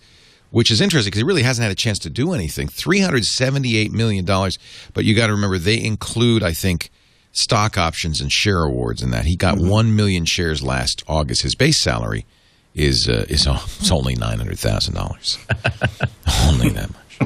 So, but and he lives in the Bay Area, so God knows how long. That doesn't go very far. You can hardly live on that. How does he eat lunch? He brown bags it.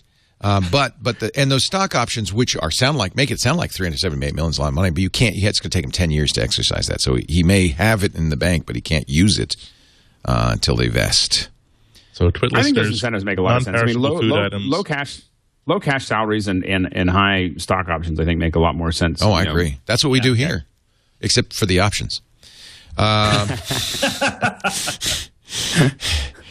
Finally, we got to talk about this. I don't know if it's specifically an Apple product, but it's certainly the talk of the town right now. A Verge article on something called the Leap 3D Motion Control System. It'll be $70. It is, they say, more accurate than Kinect. CNET had the demo. In fact, there's a video if you want to see it. The idea is. It's compatible with Windows or OS X. It's available now for pre-order. We'll certainly get one, but I would not maybe rush to get one yet. There is an SDK. They're handing out free sensors to qualified developers that want to develop for the system. They say it's more accurate than a mouse, and let you mouse around. I don't know. Would you pre-order now? There's the video. No. I'm very nervous. Whenever I see these alternative pointing devices, we've been so disappointed in the past with head-mounted stuff and foot pedal mice. And I mean, this looks cool. Yeah, I mean, I'm not even that thrilled about using a stand-up desk and standing while I'm working. I'm not sure how thrilled I would be if I have to keep my hands like in zombie mode, right? As I go throughout my workday. I mean, it's for me the sweet spot of this sort of technology is a TV screen. It's a large screen that you can operate at a larger distance, because there are times when you just want a casual piece of information. It's not worth even leaning down and like activating a mouse or activating a keyboard. You really just want the ability to make a gesture that says, okay, wake up, another gesture that lets you page through information, and then as you're standing up, you say, okay, I'm done, I'm leaving the house now, go about your business. So it's really cool. I mean, if the demo is as great for angry fruit or whatever that yeah. I mean, the resolution, both in frame rate of capture and also precision of being able to map your fingertips in 3 space, looks really, really awesome. And so it seems like it's waiting for either a company to integrate this so holistically and so profoundly into the operating system itself, where if you go into like a full screen mode on Mac OS, for instance, that is simply a way that you can do multi-touch and swipe gestures. And that if it were a way that it actually does affect every single app that you use and that's integrated into your day-to-day experience, that would be awesome. If it gets popular enough, kind of like Growl, where independent developers are always seeing places where they can add this functionality to it, that'd be another thing. But if it really does become a way to, go to the previous web page without having to hit 2 keys in your keyboard, not so much. I think you hit the nail on the head with it, and I think even Steve said this, that the problem with putting touch on a laptop or a desktop is your fatigue, your arms, zombie mode are always out here. I keep a Magic Trackpad on my desk in addition to a mouse, and there's times when I want to use gestures, I just do it to the Magic Trackpad, and maybe this is the kind of use that you would have for this. It's just a little device, USB device you put in front of the screen, and it senses as your hand breaks the plane. It's pretty sophisticated, obviously. What would be really awesome is if you could actually use it not just for input, but for 3D capture. I mean, if you could just hold up a 3D device in front of your screen, give it a turnaround, and suddenly have a 3D object you can integrate into anything. If you could just stick your face inside that magic box and suddenly like put yourself in any movie from any angle, that Forrest Gump is meeting you and Lyndon Johnson. That would be cool too. I think the greatest feature of this is the fact that it's just $69, and for $69, a lot of people will say, you know what the hell, I'll give that a try, and if I only use it like 14 times over the next month, it'll still be a fun thing to play with. Well, and the other thing that I think they're doing right was they have an SDK and they're encouraging developers. They're from out of the box. There it is, Angry Fruit, and with chopsticks, which I thought was kind of interesting. So that's a new way to play Angry Birds. You don't want to play a game that long like that, but I think it's look. The point of this demo, if you're watching the video, is that they see all of the hand. They see 200 points on the hand, so or it's 200 times more sensitive. So that's one or the other. I think if anything, the Avengers movie success is going to really promote the success of this device too, because we saw every computer, people just holding things up in their hands and going like this. So it is what Hollywood wants. That's for sure. I'm waiting for an interface so I can use the computer floating in a sensory deprivation tank. I don't want to be. I don't want to be doing this. I just want to be doing this. Well, it should be deprived of all sensory input except for everything I can access via the internet. Exactly. You should be able to do it with your mind. If I can't do it with my mind, I don't want to do it with my hands. Pretty soon we're all just going to be on gurneys, and there's going to be a little tap into the back, and we're all little beads, and we'll be in. You saw that Pixar movie? Was it Waldo? What the Wall-E? Yeah. Wall-E. Where they're on the ship and they're all so fat because they never move. They just kind of. They were on their way to that, but they hadn't. They still were in their blobby self rather than in their virtual. Well, thank goodness, because they couldn't. It was just a matter of time. Yes. All right, we're going to take a break. That's where we're all going. We're coming back with your picks of the week, your iOS tip. Do you have one, Alex, or you can pass? Yes. You are in England. I have my pick. I'm ready. Okay. It's always okay to recuse yourself when you're in England. It's allowed. I didn't realize that. I was having some tea and I was thinking, do I really want to have a pick? It's one of the 3 rights we retain as former British subjects. Exactly. The right to refuse to do a tip. iOS. Our macOS tip too, but first a word. I got a tip for you. Hey, I got your tip right here. If you're about to register a domain name, stop and go to Hover. MacBreak.hover.com. Hover is the place to register domain names. First of all, because it's simple, it's clean. There's not 100 clicks to get there. They also include Whois privacy automatically. They know you want that. They're not going to make you have to click there. Unlimited domain forwarding, advanced DNS management. In fact, they have the best, most beautiful domain and email management tools out there. They don't try to upsell you on stuff you don't need. In fact, they don't even do hosting, but there is a hosting tab in your domain management tools where they can suggest hosting companies. They have over 25 top-level domains. So, of course, you got .com, .net, but also .co, .ca, .org, country-specific ones, which are always fun to play with, like .it, .asia, .es, .us, .de, and some of the new ones, too. If you want .xxx, sure, they can do that. .tv, we use it. .pro. Ooh. I could MacBook.pro. I should quickly reserve that. When you call for support, Monday through Friday, 9 a.m. to 8 p.m. Eastern, no hold. They will answer your question. They will support you. And unlike those other guys, you will not spend hours on hold. I have never made a call to anybody without spending hours on hold. Anybody in this business except for Hover. I just love them. Here's the deal. When you want to buy a domain from Hover.com, use the offer code MacBreak. You get 10% off. Make sure, now they don't put this in the ad, but I'm pretty sure they're still doing it. The concierge service for transferring your domains, which is great. I think they waive the fee on that. It's only $25, but I think they waive the fee if you if you just say, "Hey, MacBreak." Leo said, and they have a good deal when you move your domains over. They charge you $10 per domain, but that extends the domain for another year.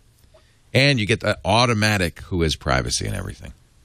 I really like Hover, and I know you will too. We really think they're the best registrar out there. So if it's time to register a new domain name, I want you to go to macbreak.hover.com. Just remember that. People are always tweeting me, what was the name? Because, it's one of those things you don't do every day. And then in 6 months, you're going to say, what was the name of that domain registrar Leo likes so much? Hover. Think of a little hummingbird hovering over you, spreading goodness and light everywhere it goes, twinkling off its wings. Hover. macbreak.hover.com. iOS tip time, Mr. Alex Lindsay. Hey, so where's my little headset? I got a tip. Hold on. Glue your iPhone to the back of Andy's head. That way, it's always available. That is an awesome tip. Look at that. Okay, I have nothing to say now. No, so one of the things so I got the poll that you were talking about last week, right? So I have the little your little the tadpole from K-Tech. Yeah, love that. I love. And you got the rock form case. Well, after I saw yours, it's a lot better, isn't it? And then you can have a regular case. Yeah, I love it. It's really great because I have that regular, and I just pop it on and then pop it off, and it's really easy to get it on and off, and it's great. But the problem is that once you extend it out, like I'm here in London, and I'm finally going to get a little time to walk around tomorrow, and you get this thing extended out, and the problem is you can't now take a picture of yourself, and you want to have it like way out there, so you don't. You have need a just button. A hand. You need a cord release or something. You need a cord release. And it turns out that, just as a reminder, if people haven't seen this tip or didn't know this, that the volume button on your little headsets that you might own works. Of course, I forgot about that. So if you have your headset plugged in, you can actually stick it out there, and you've got this little cord, and then you hit the little volume button, and it takes a picture. Isn't that awesome? And it's really, really useful. So, I have been told that it works with Bluetooth as well, so you can get up to 30 feet away. I haven't tested that one. But that volume works really well, and I've only tested it with the wired ones because I don't like the sound of Bluetooth ones. But I'm thinking of buying a Bluetooth headset just as a wireless remote. So anyway, that's my tip for the day. So with the Bluetooth headset, you would just they all have like that pickup button, and you're saying that would take the picture? I think they have a volume. Some of the Bluetooth ones have volume. Oh, the volume. And you hit the little volume button. I haven't tried that. I'm told that you can use it with the phone, and I will try not tested that because I don't like Bluetooth headsets. Yeah, I don't use them either. But you just keep it in your pocket, and you could use it literally as a release. Throw it out on a little tripod, and then get everyone to say cheese and go click with your iPhone. Going to try that. Has anybody tried that in the chat room using a Bluetooth headset? The volume button on there when you're in the camera mode. I don't see anybody, but we'll keep an eye out. By next week we'll know. Yeah. Oh, we'll know in a minute.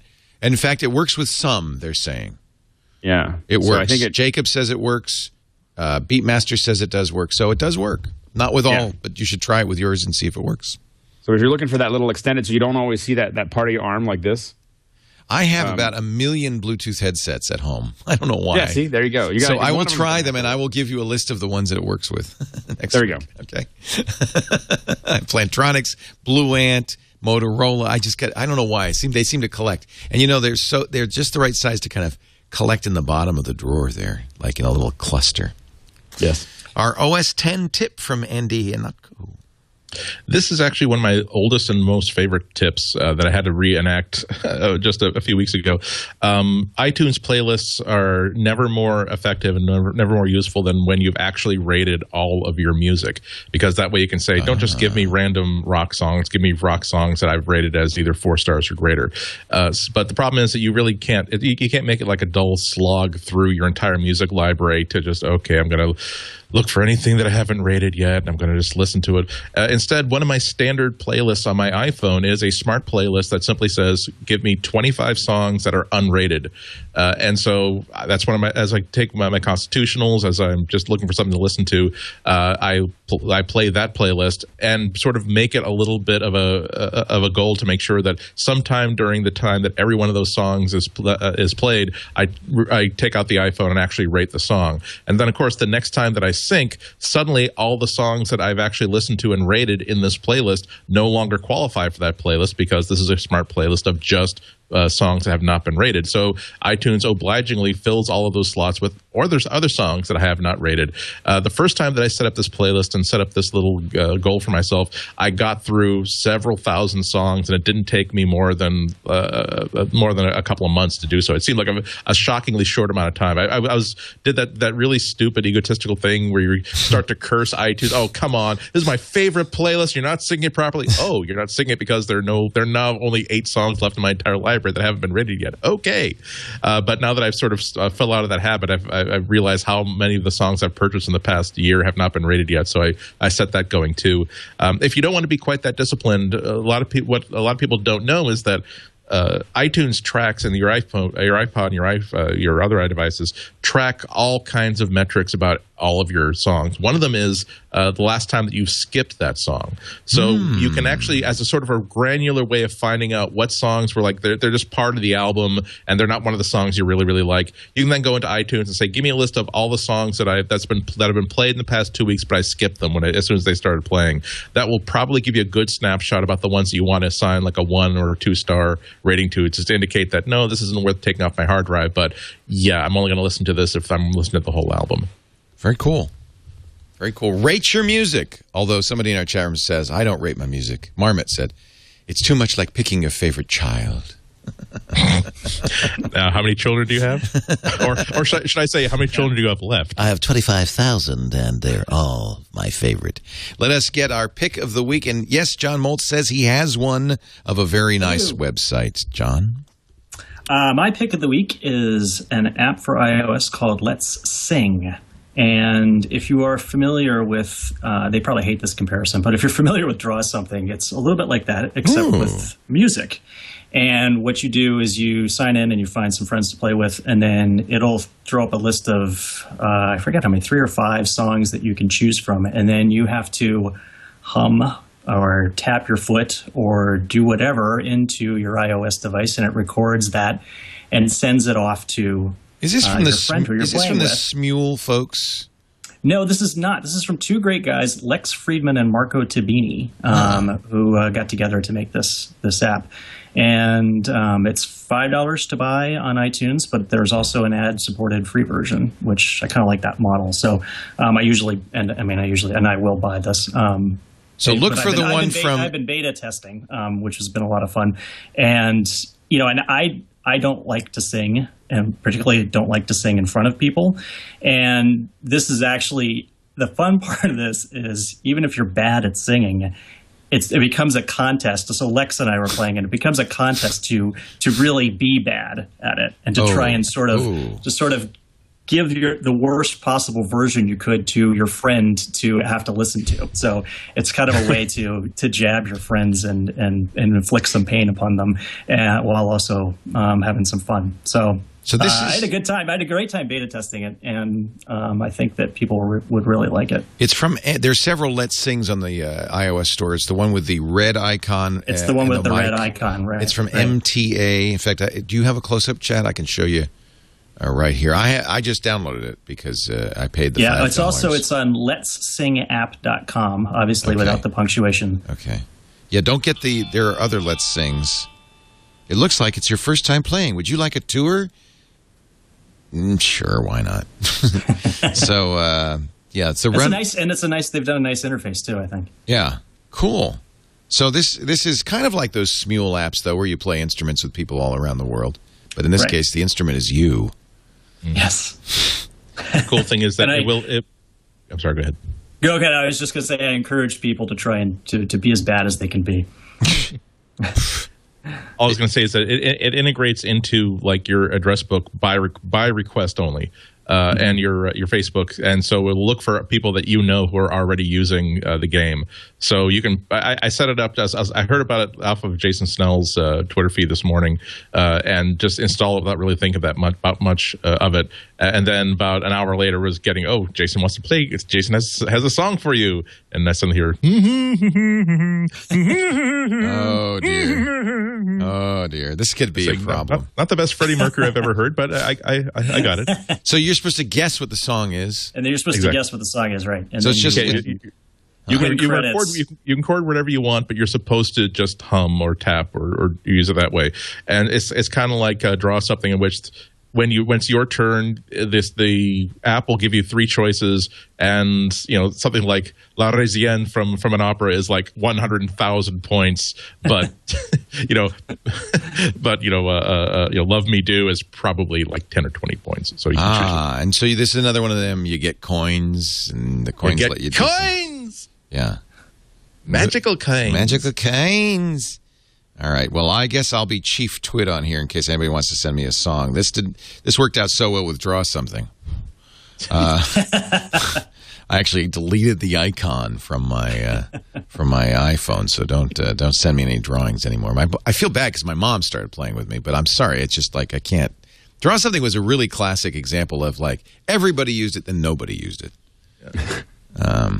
Apparently, everybody's trying to use this at the same time, so I'll just have to register it a little bit later.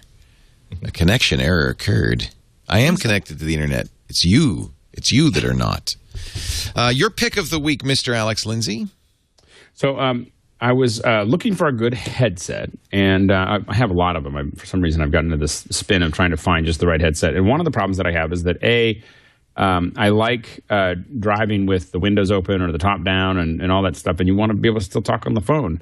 I also want to be able to do my little movies like at NAB or other things and be in a loud environment and actually be able to have an intelligible conversation as if you had like an SM58 that you were holding up, but without the SM58 part, the handheld mic that everyone sees.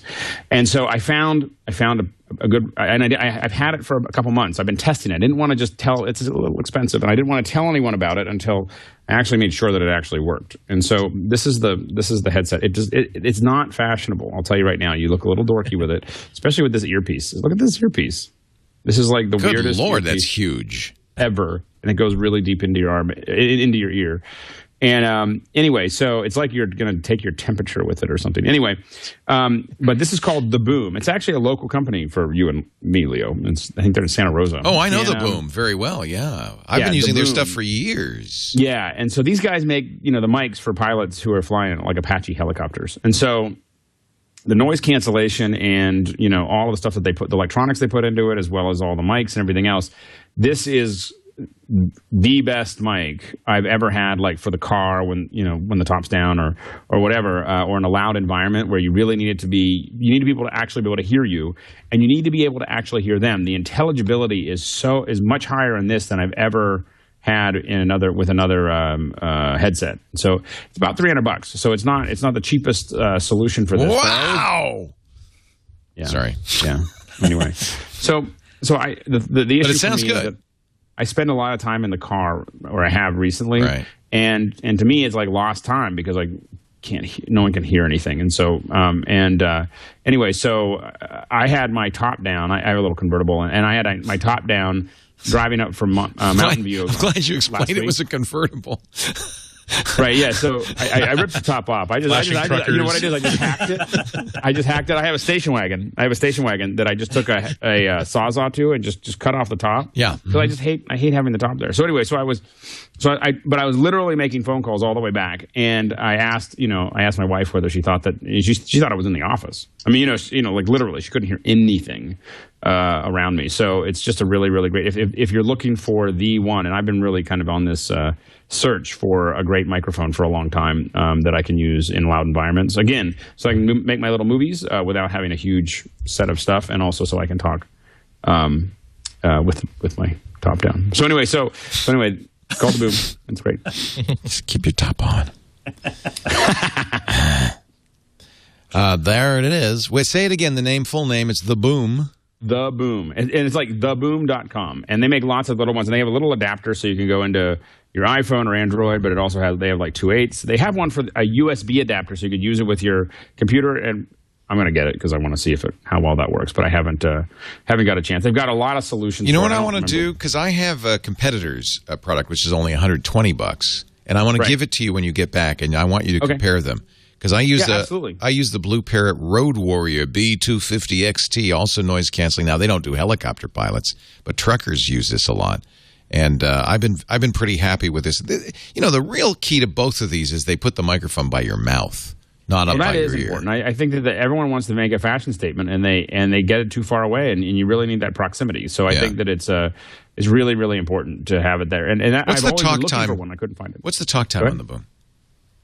It's not. It's a wired. It's wired. Oh, it's so wired. Okay, know, so this one's wireless. Got it. Okay. Yeah, I think it's limited to as long as you can talk. Right. The battery life of your iPhone. Because it's wired, of course. I prefer wired. Actually, I want to try that because I do prefer wired. Like the sound.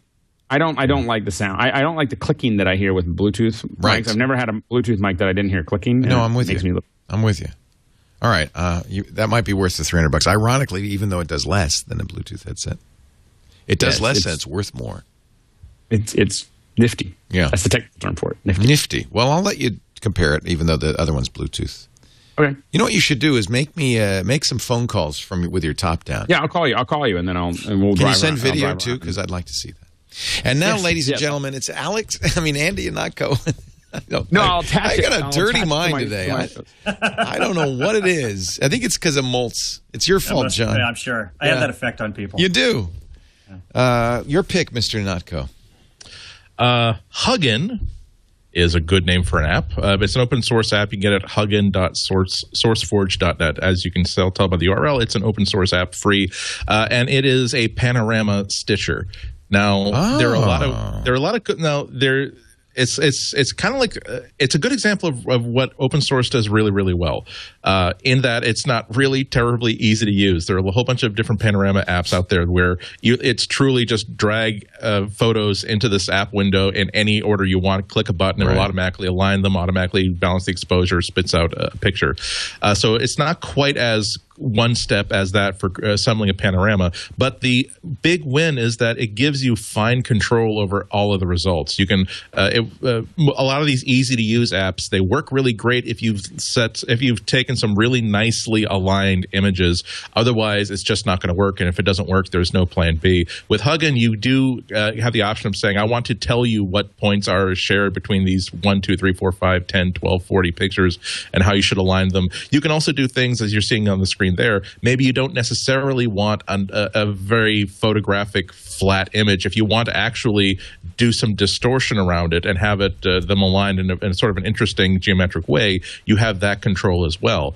But it also has a hidden feature, and this is how someone recommended this to me on Twitter after I started posting pictures of a new 180-degree fisheye lens that I got from my Micro Four Thirds camera, that it will actually do lens correction on just about any parameter that you want. So forget about a fisheye lens. Even if you just have like a regular kit lens on your camera, there's always some sort of a barrel distortion to the lens. This makes it pretty easy to correct that and make it flat. Or if you're just taking a regular picture of like an architectural photo, just by virtue of the fact that you're not on some sort of a crane dangling in midair in front of the building, there's going to be like perspective that's sort of skewed. It's just not going to shoot that way.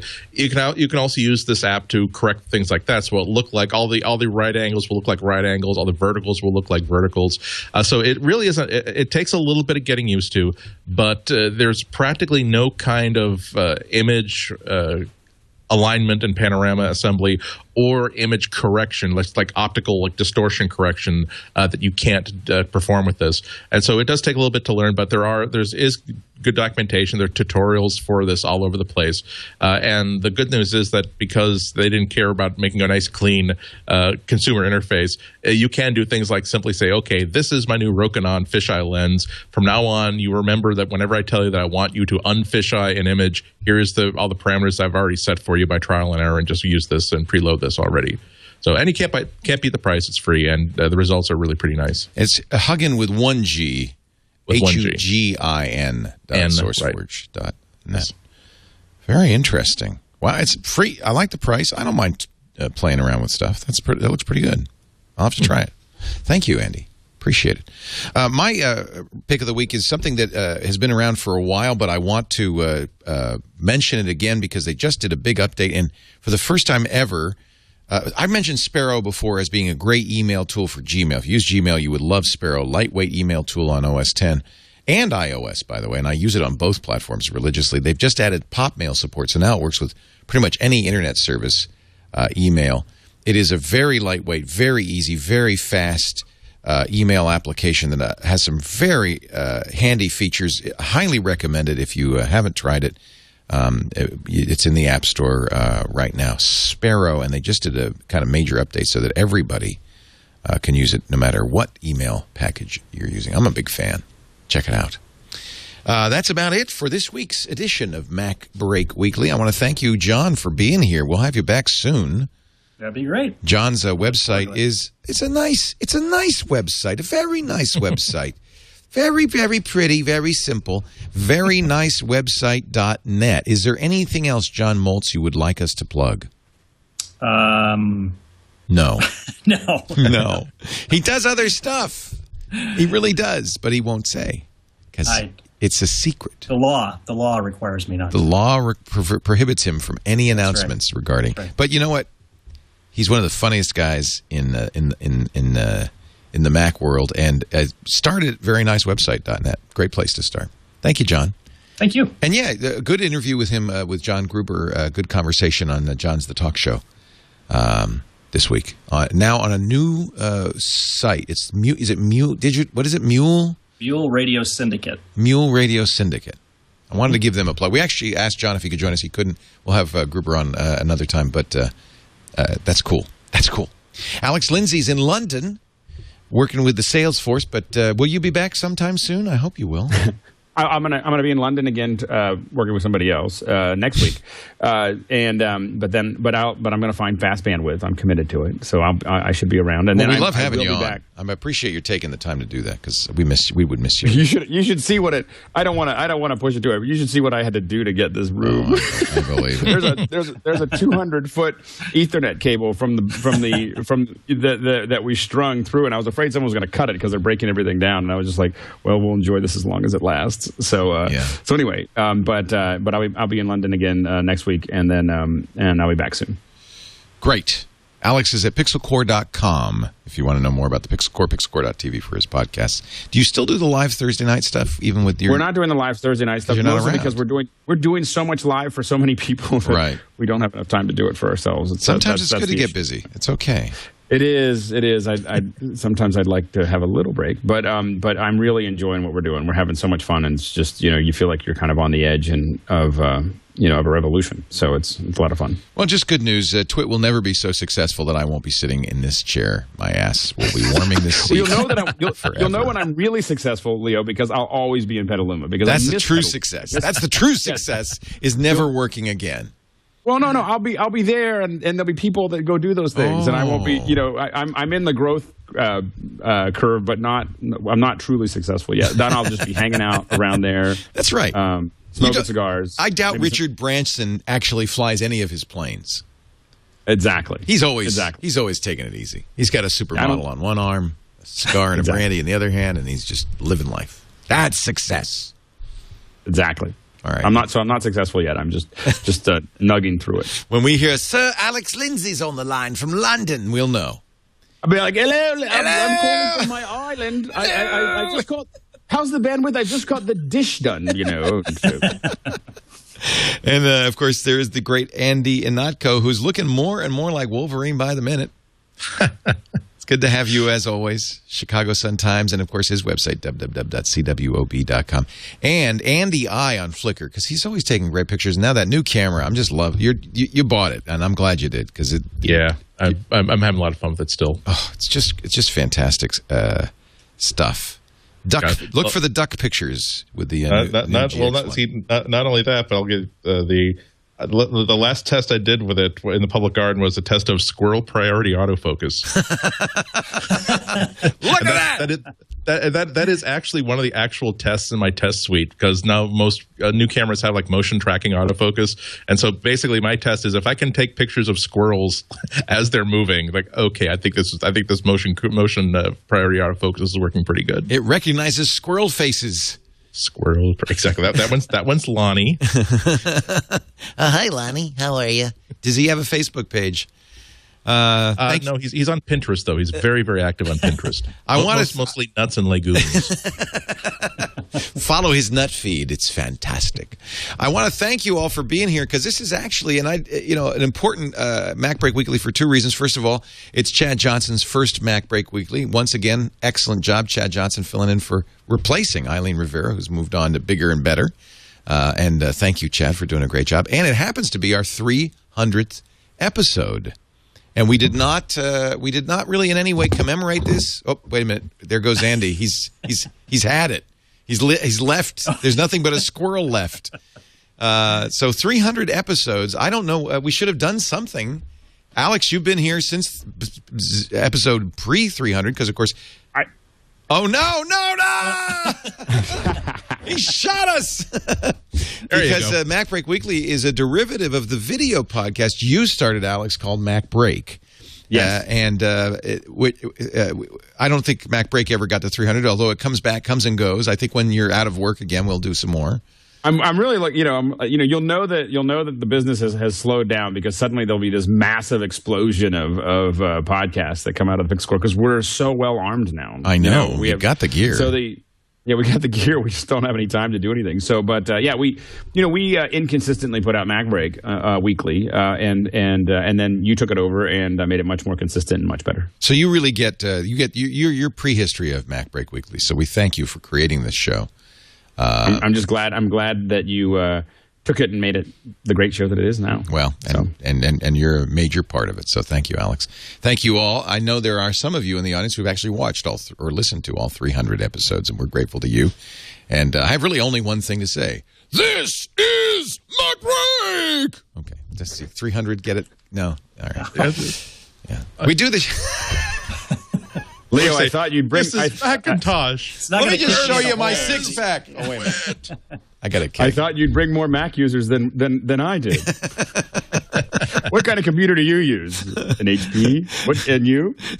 We do this show every Tuesday, 11 a.m. Pacific, 2 p.m. Eastern Time. Be here for episode 301 next Tuesday, and then on June 11th, we will be on a Monday because of WWDC, and we'll talk about the Worldwide Developers Conference. I'm sure iOS 6 and OS 10. Mountain Lion and Aaron Hilligas from the Big Nerd Ranch will be joining us, of course, one of the top Mac developers out there. So we'll have a lot to say about what Apple is offering to developers. That's June 11th. Am I right, Chad? I believe. Correct. Yep. And what else? I think that's about all I have to say about the show. So, my friends, I think you should get back to work because break time is over, at least for now.